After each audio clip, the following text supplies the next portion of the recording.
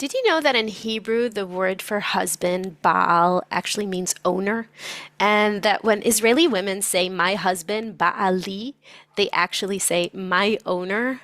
This is not a coincidence. This word Baal appears in the Bible, and it's actually related also to idol worshiping. The word Baal is the idol, and it denotes this relationship with the idol that is a relationship of detachment, a relationship of control, not a relationship of connection. So, how are all these words connected? Ownership, Baal as an idol, and husband. It all boils down to this kind of relationship that is a relationship that is based on detachment, it's based on indifference, it's exploiting every side, and it's not a relationship of respect, of mutual respect. So, why do we use that in Hebrew?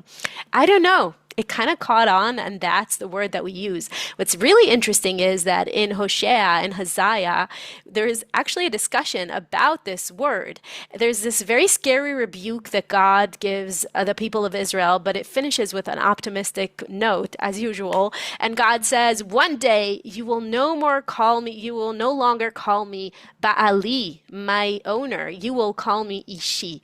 Ishi is my man. And that is another term, my man, my lover, my beloved. And that is another term that appears in the Bible quite often. And actually, every time that the Bible is describing a good relationship and is using a term of endearment, this is the word that is used, Ishi.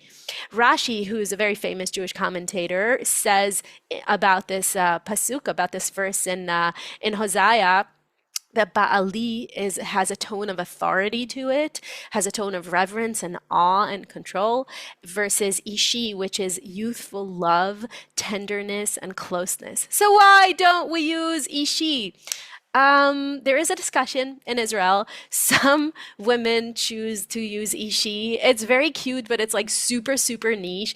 Actually, it's usually like all like religious feminist women. It's a very, very specific niche. And this is the only group that uses the word Ishi. There's another word that is used, and that is Ben Zug. Ben Zug means basically partner. But that doesn't have when you say Ben Zug, it doesn't really mean husband. It just means like a general male partner, Ben Zug. So that's another option. But for now, the common word is Baali.